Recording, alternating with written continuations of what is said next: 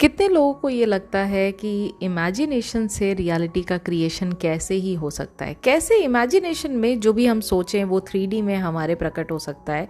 ये बात आज भी आपको डाउटफुल लगती है। कितने लोग ऐसे हैं जिनको इस बात पर भरोसा नहीं है कि उनकी इमेजिनेशन से उनकी 3D का, उनके फ्यूचर का शेप होता है। तो आज ये वीडियो आपके लिए, क्योंकि नेविल गोडार्ड सर ये कहते हैं your imagination is the only reality. आज इस टॉपिक के बारे में हम बहुत डीप लर्निंग सीखेंगे उनके एक लेक्चर से, from the lecture the pearl of great price. अगर आपने ये लेक्चर नहीं पढ़ा है, अगर आप बिल्कुल भी स्टूडेंट नहीं है नेविल गोडार्ड सर के, then I would seriously recommend you to learn from this lecture, जहाँ पर हर एक चीज़ ना बहुत ही सटल तरीके से, बहुत ही स्ट्रक्चर्ड तरीके से समझाई गई है और ये बात प्रूव की गई है कि आपकी इमेजिनेशन से आपकी रियलिटी का क्रिएशन होता है।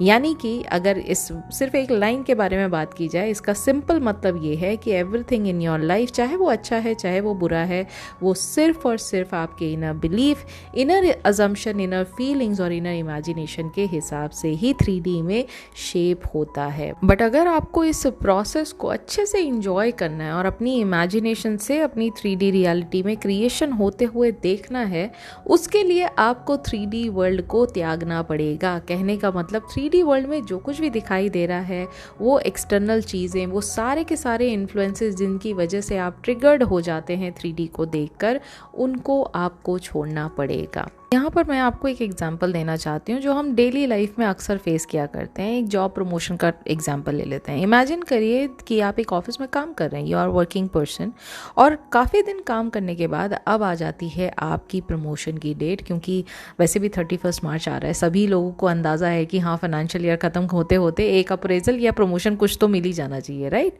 लेकिन आपका मानना ये है कि कैसे मिलेगा प्रमोशन, मेरा बॉस तो बहुत खड़ूस है, मेरा बॉस तो मुझे पसंद ही नहीं करता है, वो मुझसे किसी भी तरह से खुश रहता ही नहीं है, या फिर मेरा जो ओवरऑल अभी तक वर्क परफॉर्मेंस रहा है अपनी इस पोजीशन पर, वो बहुत ज़्यादा अच्छा नहीं था, वो बिलो एवरेज था या वो एवरेज था, मुझे प्रमोशन कैसे मिलेगा। या फिर मेरी क्वालिफ़िकेशन, मेरी ओवरऑल जो डिग्री है, मेरी क्वालिफ़िकेशन जो है इस नई पोजीशन के लिए, नेक्स्ट लेवल पोजीशन के लिए इतनी अच्छी नहीं है, आई am not that qualified, right. या फिर अंदर से आपको ये लगता हो लेकिन बहुत सारे जो मेरे कॉम्पिटिटर्स हैं वो तो अपने बॉस के साथ भाई इतना ज़्यादा उनका अच्छा रिलेशनशिप है, उनकी नेटवर्किंग इतनी अच्छी है, वो अपने बॉस मतलब इमीडिएट बॉस के साथ साथ उनके भी सुपीरियर बॉसेस को जानते हैं। मेरा तो इतना नेटवर्किंग भी नहीं है, मेरी जो जानकारी है कंपनी में वो बस वर्क टू वर्क रिलेटेड है, मैं इतना ज़्यादा लोगों से घुला मिला नहीं हूँ, आई एम नॉट दैट सोशल। तो क्योंकि मेरी इतनी जान पहचान नहीं है तो कोई मुझे फेवर क्यों ही करेगा। ये कहीं ना कहीं हम सभी के अंदर बातें आती हैं ना, जब हम प्रमोशन लेने के लिए जा रहे होते हैं, लगता है बार बार डाउट आता है कि मुझे दे भी, मतलब मुझे मिलेगा भी प्रमोशन इस नई पोजीशन के लिए, इवन तो आपने साल भर अच्छे से काम किया हो, लेकिन कहीं ना कहीं हम एक डाउटफुल स्टेट में आ जाते हैं। अगर आप इस तरह की बाहरी बातों को सच मानते हैं तो ये आपका असली लिमिटिंग बिलीफ है, ये आपकी एक्चुअल प्रॉब्लम है। लेकिन अगर आपने नेविल गोडार्ड सर के टीचिंग्स को सुना है, अच्छे से समझा है, इस चैनल के माध्यम से आप अपनी लाइफ को बदल रहे हैं अगर, और उनकी टीचिंग्स को अपनाते हैं, तो आप ये मान लेते हैं कि मैं 100% इस प्रमोशन के काबिल हूँ, आई एम क्वालिफाइड, मुझे नहीं मिलेगा तो किसको मिलेगा। I have done my work and I was obedient, I was honest and I know I can see my self sitting in that office, और मैं वहाँ पर बैठ के एक नई पोजीशन पर बैठ के मैं काम कर रहा हूँ, लोग मुझे उस नई पोजीशन से एड्रेस कर रहे हैं, I know I have got this. ये अंदर से आपके अजम्पशंस जो हैं अपने न्यू चैप्टर ऑफ लाइफ के लिए आप अपने मन में बना के बैठेंगे। क्यों? क्योंकि ये चीज़ नेविल गोडार्ड सर समझाते हैं कि जो भी आपकी डिज़ायर है उसको मान कर चलिए that it is already yours.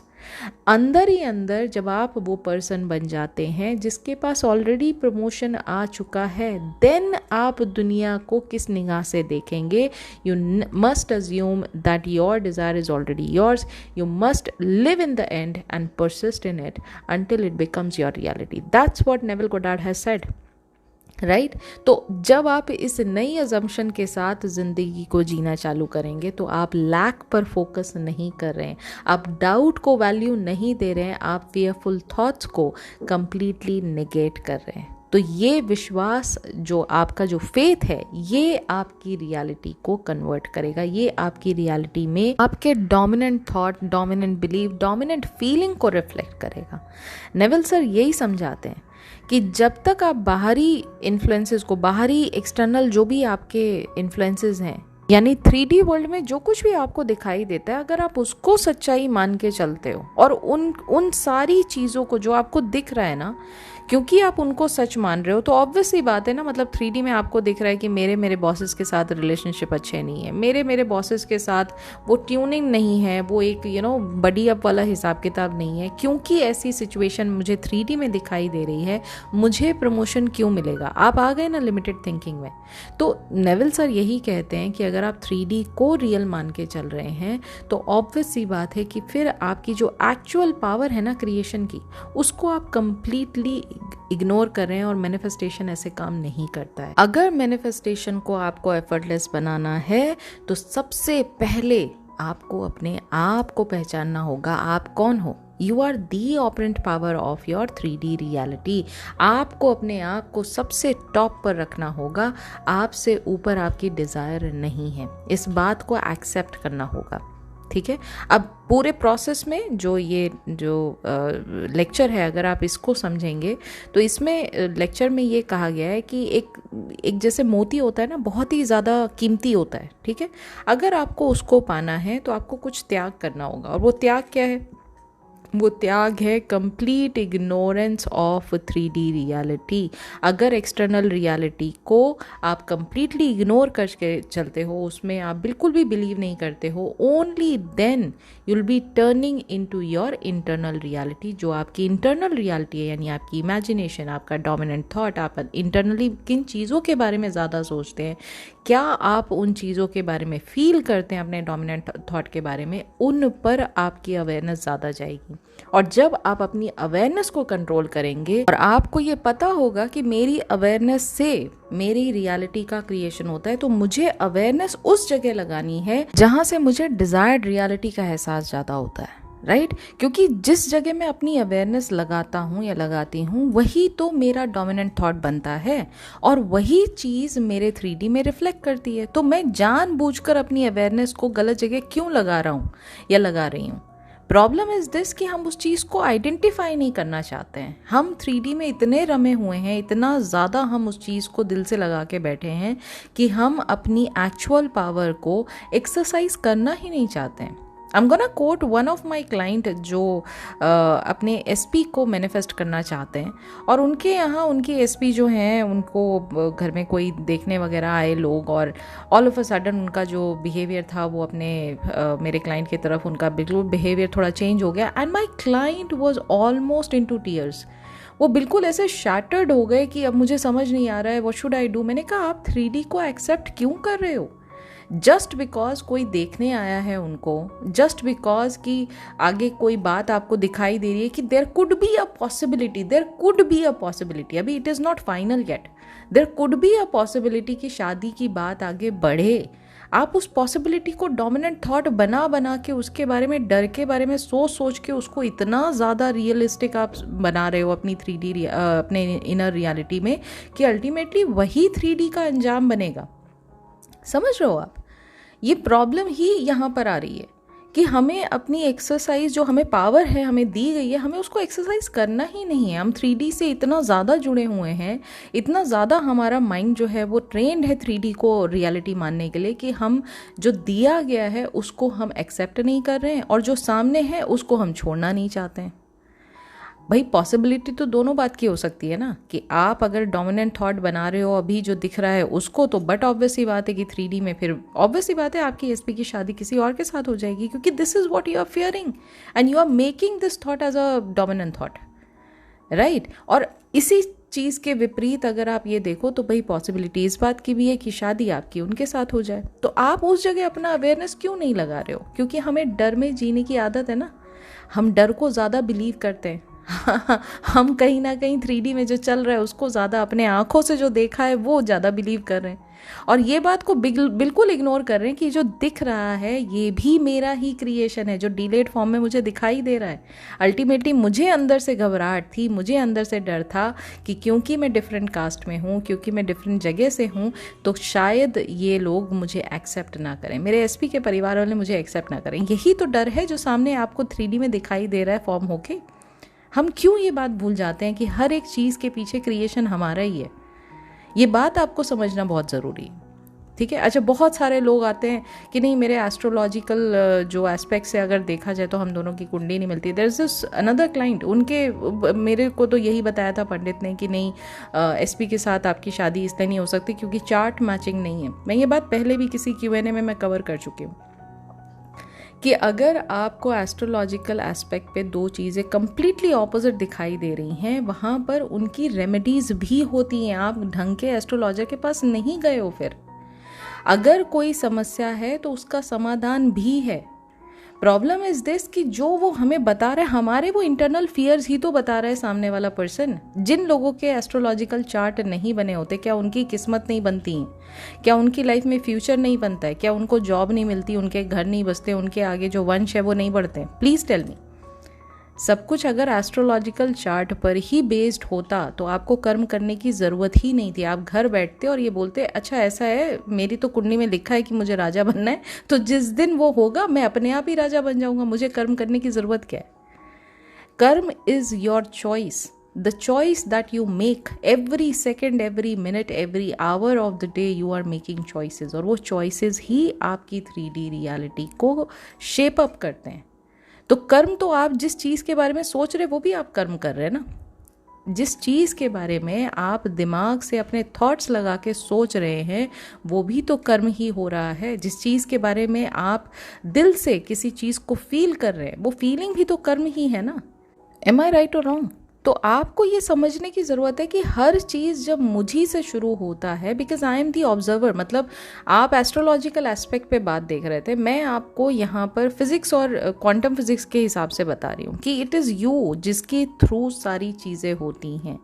अगर आपको एज एन ऑब्जर्वर इस 3D में रखा गया है तो 3D एग्जिस्ट कर रही है। अगर मैं ऑब्जर्वर कोई हटा दूँ तो 3D के कोई मायने नहीं रह जाते फिर। तो अगर आप ये बात मानते हैं कि आपकी किस्मत किसी भी ग्रह नक्षत्र ने ऑलरेडी पहले से तय कर रखी है, आपको तो ये चीज़ लाइफ में मिलेगी ही नहीं, या ये चीज़ तो मिलके ही रहेगी, आप कर्म करो या ना करो, तो फिर आप बहुत गलत जगह फंसे हुए हैं। अच्छा, same goes for any other thing. मतलब ये सिर्फ एस्ट्रोलॉजिकल एस्पेक्ट की बात नहीं कर रही हूँ, मैं टैरो रीडिंग की भी बात कर रही हूँ। कुछ लोग आते हैं वो टैरो में मानते हैं कि टैरो कार्ड्स में तो ये निकला था। अरे भाई, जो आपकी उस समय इंटेंशन चल रही है, टैरो कार्ड में भी वही चीज़ें आती। कोई भी चीज़ प्रेडिक्टेबल अगर कोई बताता है, अभी मैं अपने घर का आपको एग्जांपल देती हूँ। वन ऑफ माय कज़न, ठीक है, right now he is in one of a very good reputed position in government jobs, okay, बहुत ही सीनियर पोजीशन, बहुत अच्छी पोजीशन पे वो लगे हुए हैं। एंड लास्ट ऑलमोस्ट 4-5 ईयर्स से ही was trying so hard to get one government job. उनकी मॉम ने जाके किसी एस्ट्रोलॉजर को दिखाई उनकी बर्थ चार्ट और कहा कि प्लीज़ बताइए, ये तो बहुत परेशान है, पागल हो रखा है कि नहीं गवर्नमेंट जॉब चाहिए ही चाहिए मेरे कज़न को। उनके बारे में बता रही थी वो, तो बोलने लगे कि जैसे उन्होंने देखा, बोले नहीं इसके तो गवर्नमेंट जॉब है ही नहीं, इससे तो चार्ट में लिखा ही नहीं है कहीं गवर्नमेंट जॉब है। And now my cousin he is so furious, मतलब वो इतना गुस्से में रहता है वो कि वो जाके मेरी जो आंट है उनको जाके बोले कि जाके बोलो उस एस्ट्रोलॉजर को कि अपनी दुकान बंद कर दे। आई एम नॉट सेइंग कि all astrologers are wrong, all I am saying is कि आपके कर्म से आपके फ्यूचर को बदला जा सकता है। अगर आप ये बात को दिल में बिठा के बैठ जाएंगे कि XYZ पर्सन ने मुझे मना कर दिया, तो XYZ पर्सन ने आपको कंट्रोल कर लिया, आपने अपने फेट को, आपने अपनी डेस्टिनी को कंट्रोल में नहीं रखा। फिर बातें समझने की कोशिश कीजिए। अगर आप कर्म नहीं करेंगे तो फल आपको मिलेगा कहाँ से? हमारे तो हिंदुइज्म में भी लिखा हुआ है ना कि कर्म किए जा फल की इच्छा मत कर। तो कर्म तो करो भाई, सबसे बड़ी बात तो यहाँ ये आती है ना। तो कर्म करने के लिए सबसे पहले वो सोच होना ज़रूरी है ना। कर्म करने का मतलब यहाँ मैं फिजिकल हाथ पैर चलाने की बात नहीं कर रही हूँ, पहले तो वो सोच लेकर आओ ना कि मुझे ये चीज़ अचीव करनी है। तो when you have started thinking in that direction, और यहाँ नेविल गोडार्ड सर ये कहते हैं कि भाई जो चीज़ आप चाहते हो अपनी लाइफ में पाना, उसको मान के चलो इट इज़ माइन। तभी तो आपके जो एक्शंस है, आपकी जो सोच है, आपकी जो समझने की शक्ति है, यानी जो 3D में आप चीज़ों को देख रहे हो, उन पर आपका इम्पैक्ट कंप्लीटली डिफरेंट होगा। कोई चीज़ जब ऑलरेडी आप मान के चलते हो कि ये आपकी है, तो क्या आप डर में जीते हो? क्या आप फिर दुनिया में जो भी चीज़ आप ऑब्जर्वर के तौर पे आप देख रहे हो, तो वहाँ कहीं आपको इनसिक्योरिटी या फियर जैसी जो फीलिंग होती है वो आपको डराती है? नहीं, एब्सोल्युटली नॉट। फिर आप हर दिन को एंजॉय करते हो। जैसे मैं एक सिंपल सा एग्जांपल आपको देती हूँ कि जब हमारी कोई हॉलीडे का हमने पैकेज बुक किया होता है, ठीक है, जैसे सपोज करिए कि 15 अप्रैल से आपने अपनी हॉलीडे बुकिंग करा रखी है। आप स्विट्ज़रलैंड जा रहे हैं, आप अंडमान निकोबार जा रहे हैं, आप शिमला जा रहे हैं, कहीं पर भी जा रहे हैं आप 15 दिन के लिए, ठीक है। अब ये जो इधर के 15 दिन है ना, जो उससे पहले के 15 दिन है, आप हर दिन अपने दिन को एंजॉय करोगे, क्योंकि आपको पता है कि ये 15 दिन के बाद मेरे को कंप्लीट रिलैक्स करना है। मुझे कोई टेंशन नहीं है, मेरे आगे पीछे जो है कोई बॉदर करने वाला नहीं रहेगा, मुझे कोई वर्क का टेंशन नहीं रहेगा, मुझे कोई घर का स्ट्रेस नहीं रहेगा, मुझे कोई फाइनेंसेस का स्ट्रेस नहीं रहेगा। Everything is all taken care of. When you are having this kind of mindset, आप हर दिन अपना एंजॉय कर रहे हो ना। आपको पता है जिस दिन मुझे जाना है उस दिन मुझे फ़्लाइट लेनी है, जिस दिन मुझे जाना है उस दिन मेरी कैब बुक है, जिस दिन मुझे जाना है उस दिन मेरा होटल बुक है, मुझे बस जाके रिलैक्स करना है, चिल करना है। तो आप ऑलरेडी मान के चल रहे हो ना कि सब चीज़ आपकी जो हॉलीडे के इंटेंशन से आपने बुक कराई है वो सब परफेक्ट है, तभी तो आप चिल कर रहे हो। तो मैं आपको यही बात समझा रही हूँ कि किसी भी एक्सटर्नल एस्पेक्ट को इतनी वैल्यू मत दीजिए, इतना वेटेज मत दीजिए कि वो आपके माइंड को और आपकी इंटरनल रियलिटी को, आपके दिल को, आपके दिमाग को वो काबू कर ले, ठीक है। चाहे वो एस्ट्रोलॉजी की बात हो, मैं ये नहीं कह रही हूँ, फिर मेरी बात सुनिएगा, मैं ये नहीं कह रही हूँ दीज पीपल आर रॉन्ग। मैं सिर्फ इतना कहना चाह रही हूँ कि हर समय इनको सबसे टॉप पर रखना, अपने कर्म को, अपनी इच्छाओं को, अपनी कैपेबिलिटीज़ को साइडलाइन कर देना is wrong. I hope now you are getting the difference. Okay, अब बात आती है, जैसे नेविल गोडार्ड सर कहते हैं कि एक्सटर्नल गॉड कुछ नहीं है। एक्सटर्नल गॉड, ये रिलीजियस रिचुअल, जितने भी चीज़ें आप करते हैं, अगर आप ये बात मानते हैं कि कोई चीज़ आपके बाहर है, उनके पास शक्ति है, आपके पास शक्ति नहीं है, तो फिर वही बात आ रही है कि आप गलत डायरेक्शन में जा रहे हैं। आप खुद को क्रिएटिव पावर मान ही नहीं रहे हैं, आप एक्चुअली किसी और को ये राइट दे रहे हैं।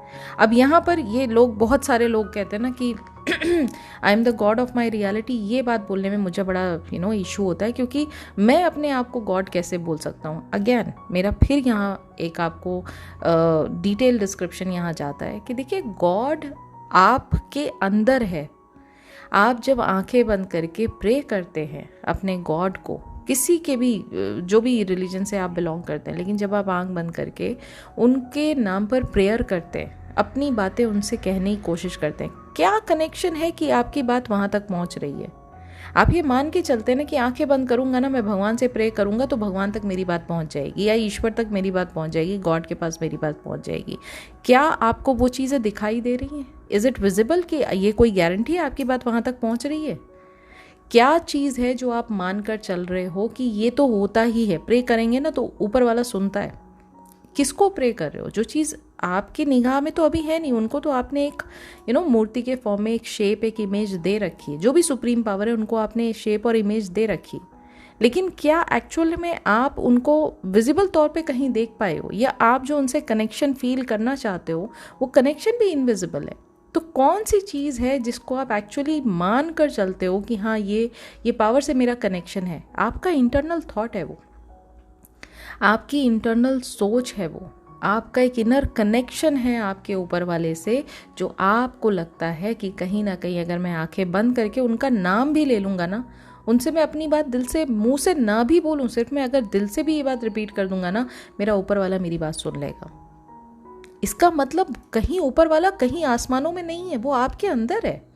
वो आपकी हर एक बात को बहुत ध्यान से सुन रहा है, और उसी चीज़ का आप एडवांटेज उठाते हो जब आप प्रेयर करते हो कि आपका डायरेक्ट कनेक्शन हो रहा है ऊपर वाले से। आपको कोई रिचुअल करने की ज़रूरत नहीं है। अगर आँख बंद करके आप सच्चे मन से सच्चे दिल से अगर आप मानते हैं कि ईश्वर जैसी चीज़, ईश्वर जैसी शक्ति मेरे ऊपर, मेरे सर पर हाथ रख के बैठी है, आपको दुनिया की कोई चीज़ डरा नहीं सकती है। ये आपका इनर बिलीफ है। फिर वही बात आती है कि भगवान, ईश्वर, गॉड, अल्लाह सब आपके अंदर है।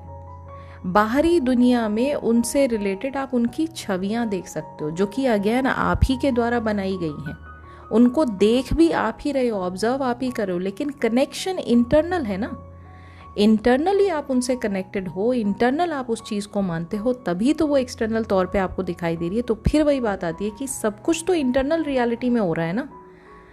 एक्सटर्नल रियलिटी में तो मेरा जो कुछ भी इंटरनल रियलिटी में क्रिएशन किया गया है, किया गया है मेरे द्वारा, उसका रूप मुझे दिखाई दे रहा है डिलेड फॉर्म में, लेकिन है तो पहले वो इंटरनल रियलिटी में मौजूद ना।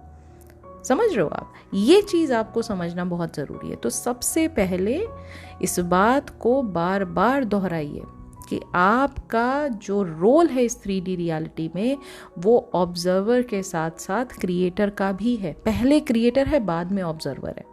पहले जो आप क्रिएट करते हो, उसके बाद 3D में जब वो डिलेड फॉर्म में आपके सामने आती हैं चीज़ें, उनको आप ऑब्जर्व करते हो, एक्सपीरियंस करते हो एज एन ऑब्जर्वर। ठीक है। दूसरा एक और क्योंकि मैं इतने क्लाइंट से बातें करती हूँ, तो एक और बहुत बड़ा नेगेटिव फैक्टर आता है जो कि आपको एक्चुअल छोड़ना चाहिए कि सोसाइटी में तो हमारे यहाँ इंटरकास्ट है, बैकग्राउंड हमारा अलग है, इंटर रिलीजन है, हम दूसरे स्टेट। अभी तो हालत ये है कि लोग दूसरे स्टेट्स की भी लिमिटिंग बिलीफ लेकर आते हैं कि नहीं, मैं XYZ स्टेट से हूँ, सामने वाला पर्सन जो है वो दूसरे स्टेट से, even though they belong to same religion, they belong to even a similar caste also, but क्योंकि डिफरेंट स्टेट्स है तो ये भी उनके लिए एक बैकग्राउंड में लिमिटिंग बिलीफ बन जाता है। तो मैं फिर यही बात कहूँगी कि ये जो लिमिटिंग बिलीफ आप बना के बैठे हो, ये सारा परिवार, ये सारा समाज, ये सारी जो दुनियादारी जिनको भी आप समझते हो, ये आप ही के साथ क्यों हो रहा है?